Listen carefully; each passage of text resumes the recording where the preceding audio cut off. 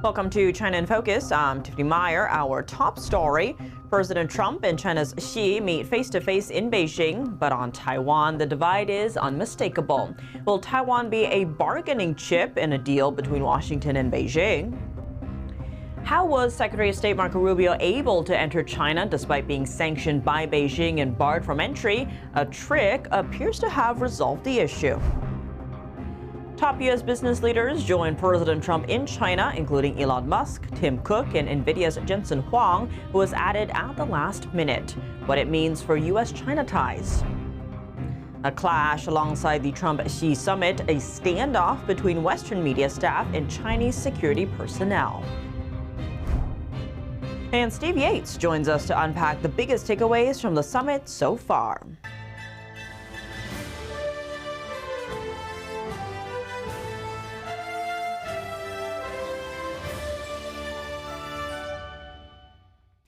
President Trump met with Chinese leader Xi Jinping for about 2 hours on the second day of his China visit. After the meeting, the two sides released statements that showed clear differences over the Taiwan issue. Secretary of State Marco Rubio and Treasury Secretary Scott Bessent later provided more details following the talks. Here's a closer look.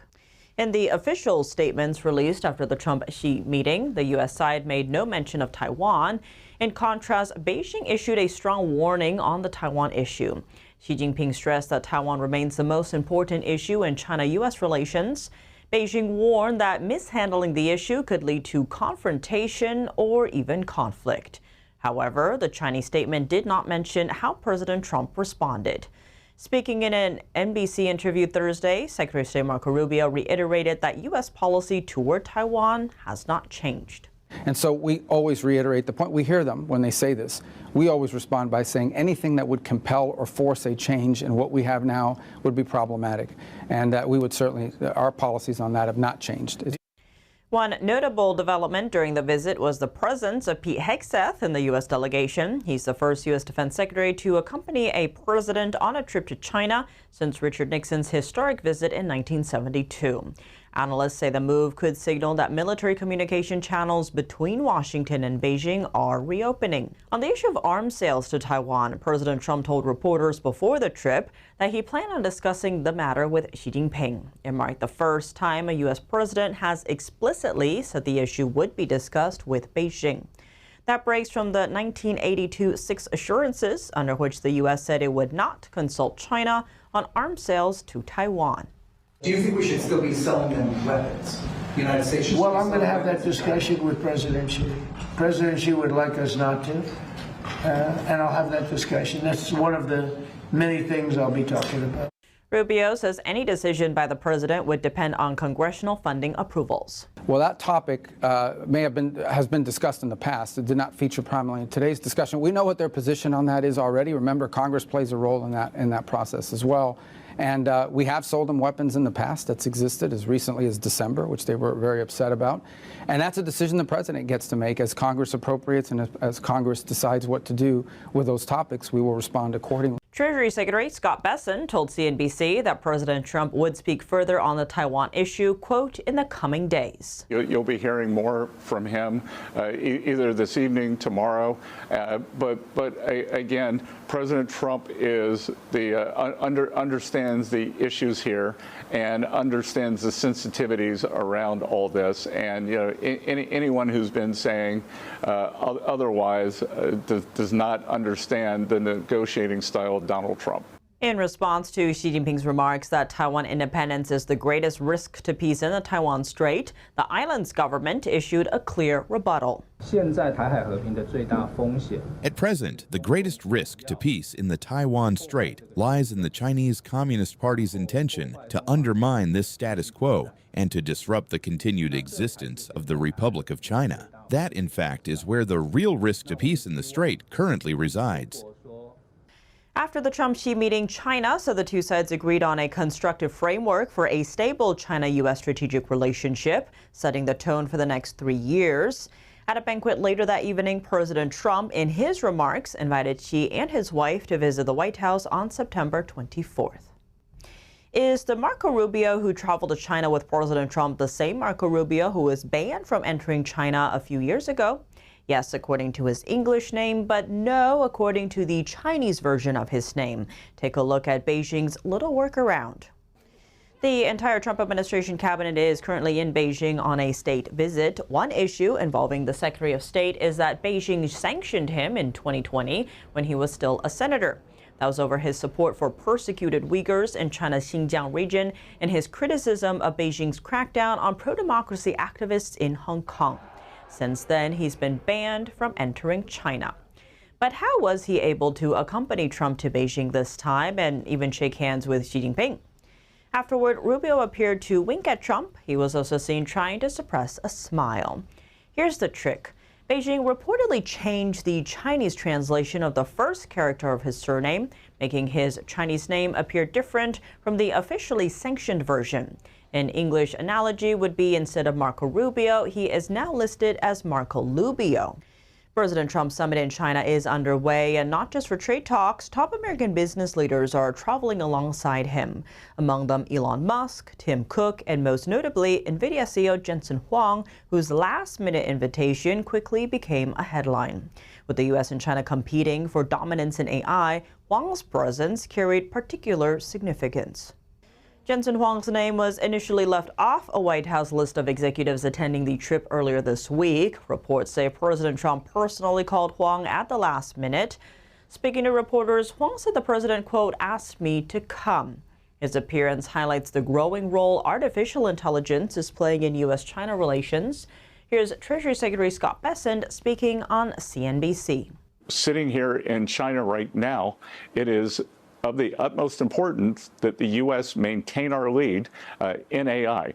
The reason we are able to have fulsome discussions with the Chinese on AI is because we are in the lead. I do not think we would be having the same discussions if they were this far ahead of us.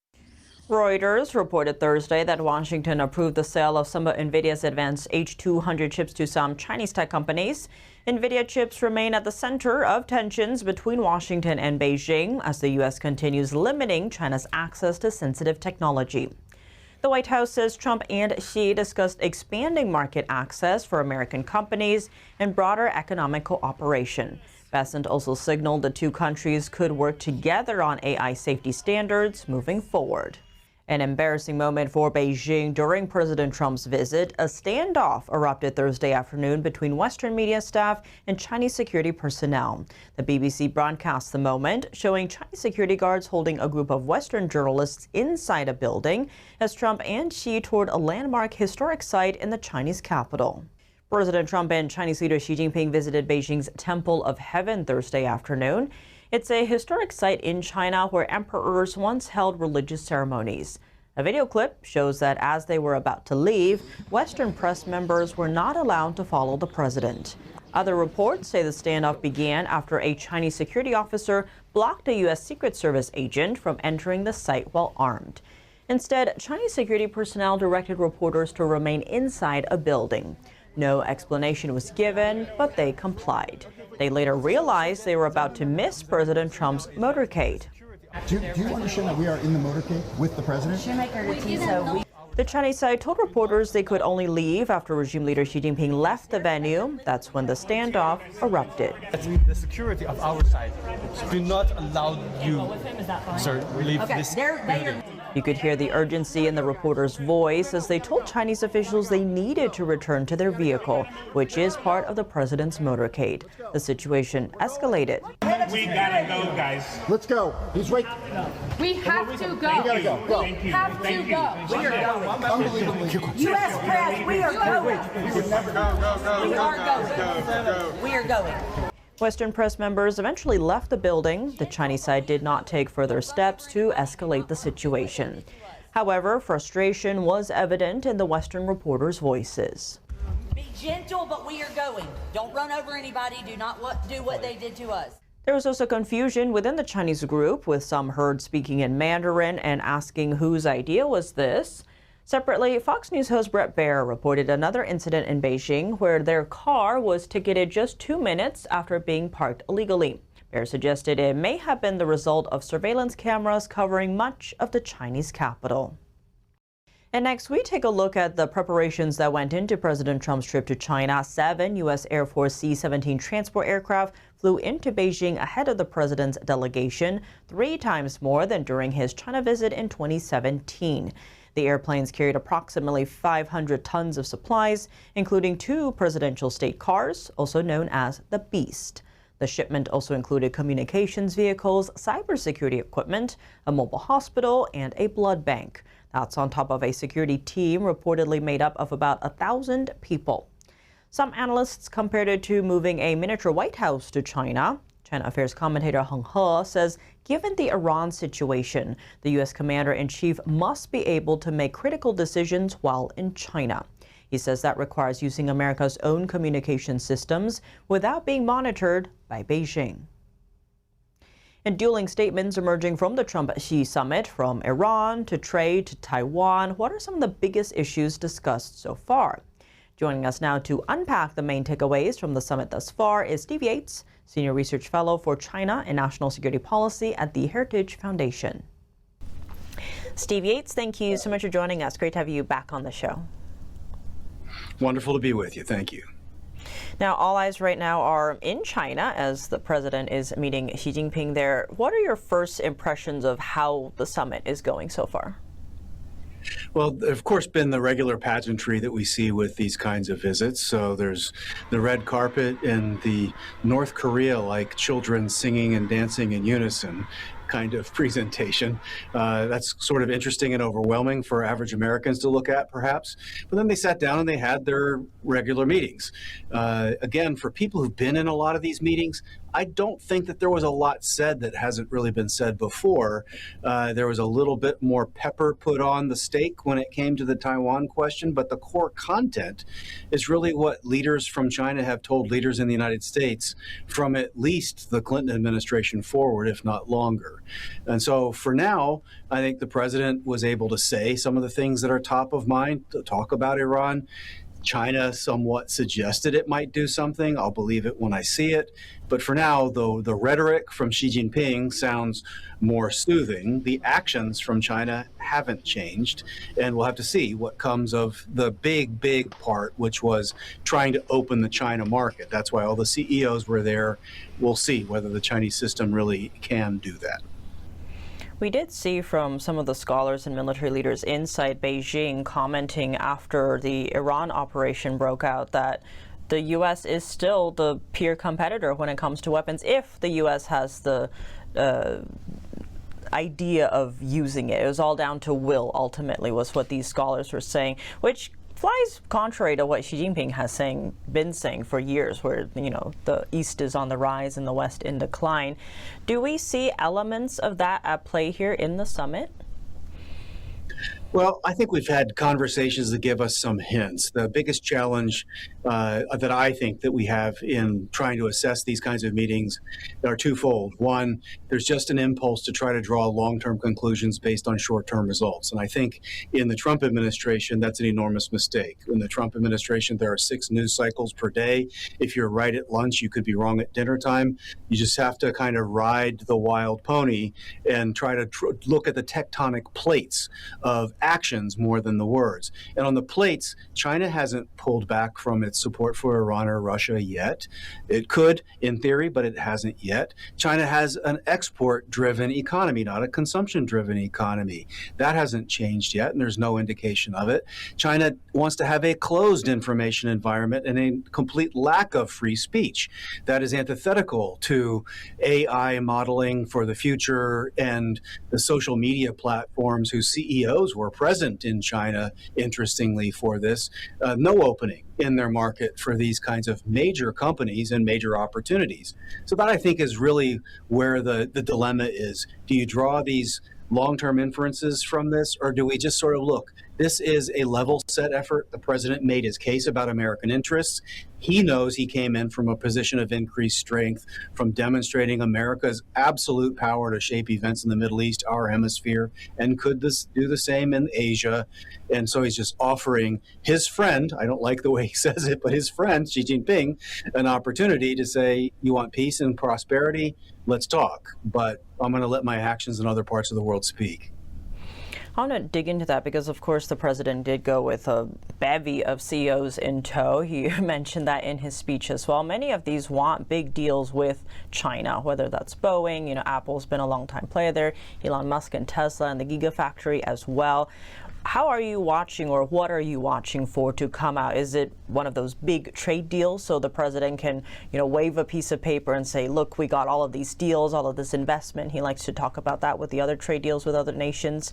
What are you watching out for here?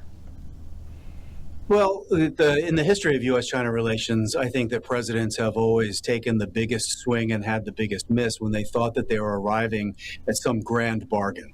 That is sort of the origin story of the Nixon opening to China, and people have tried to build on that. But did we make the right decisions based on the right information even at that time? And ever since, when presidents have tried to go big, say like having China get into the WTO and make permanent normal trade relations, a lot of people look at the empirical record, say this was a big bet, and it didn't turn out the way we had hoped, and maybe even worse. And so my concern had been if President Trump went in and tried to get some grand bargain big deal. I didn't think that was in the cards, but it was lingering out there as a question. So when it comes to these companies, the greatest risk I would say is NVIDIA in looking at the most advanced chips that are vital to winning a space race, winning in the AI race. I think we want to keep national security controls on the highest end chips. When it comes to does Tesla or anyone else sell more cars in China, I don't think we need to fight over that, but I don't want Chinese vehicles coming into the U.S. market because those aren't just cars. Those are mobile surveillance systems. They are also questionable in quality control, and they also represent an oversupply that gets dumped below market rates. And that has consequences that are greater than just what normal competition would be. Well, Steve Yates, as always, thank you so much for your time. My pleasure. Thank you. Coming up, a CIA whistleblower has stepped forward. He's testifying that intelligence agencies resisted conclusions about COVID-19 that were unfavorable to China. I'm here today to discuss the COVID cover-up. Intelligence community leaders and senior analysts downplayed the possibility that the COVID pandemic originated as a result of a lab incident. And the man who set up a Chinese overseas police station in New York found guilty. More on that after the break here on China in Focus. Welcome back to China in Focus. I'm Tiffany Meyer. COVID cover-up in the United States. Senators questioned a CIA whistleblower on Wednesday over allegations the intelligence community downplayed evidence supporting a COVID-19 lab leak. Lawmakers accused officials of withholding documents and shaping analysis to avoid blaming China. NTD's Chris Bob has more from Washington.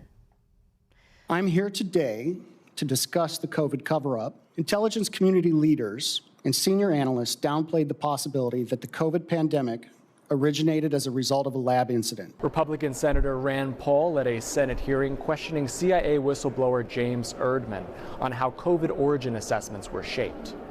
For years, Americans were told to trust the experts. So the very scientists that were commissioned to investigate COVID were, in some cases, the very scientists who were complicit in the origins of the gain-of-function experiments. Erdman also described a top-down push inside the CIA over whether COVID most likely originated through a lab leak. There was new information that came out in 2022. 10 CIA scientists that were said, why don't you go ahead and do a COVID relook?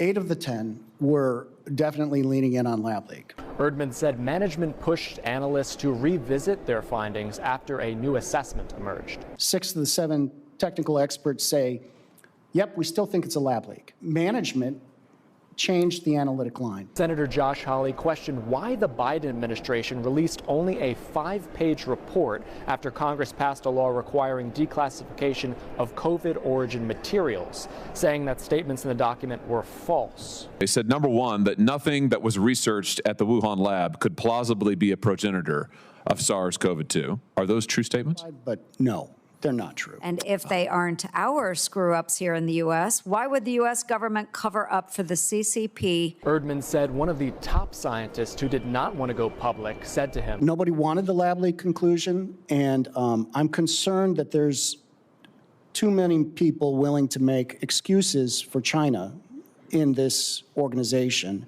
for the wrong reasons. Senator Ron Johnson said he wanted a bipartisan committee like the Church Committee decades ago to review intelligence agencies. But he pointed to the fact that no Democrats attended the hearing. It is well past time for us to have a church committee. We're not going to get bipartisan support for a church committee. There's no curiosity on the other side about what's happening inside the deep state. Senator Paul argued there is no reason why scientific arguments surrounding COVID-19's origin should remain classified. Reporting from Washington, D.C., Chris Bobb, NTD News. A CIA spokesperson pushed back against the whistleblower testimony, calling the hearing dishonest political theater. The spokesperson reaffirmed the agency's assessment that COVID-19 most likely originated from a lab leak. A man accused of acting as a Chinese foreign agent has been found guilty on Wednesday. He's one of the individuals accused of setting up a Chinese overseas police station in Manhattan. Federal jury found defendant Liu Jianwang guilty on 2 counts, acting as an illegal agent of the Chinese Communist Party, as well as obstruction of justice. The jury found Liu not guilty on the 3rd charge, which was conspiracy to act as an agent of the CCP.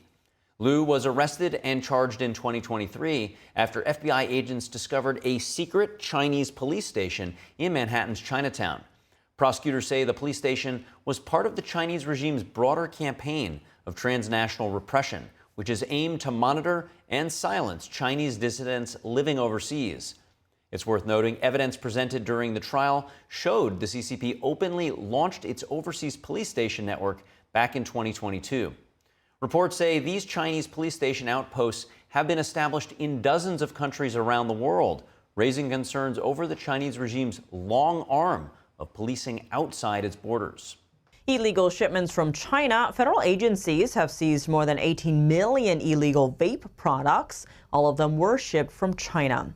Customs and Border Protection says the products were worth more than $175 million. CBP says many of the vape shipments were mislabeled as hazardous materials in an effort to avoid inspections and taxes.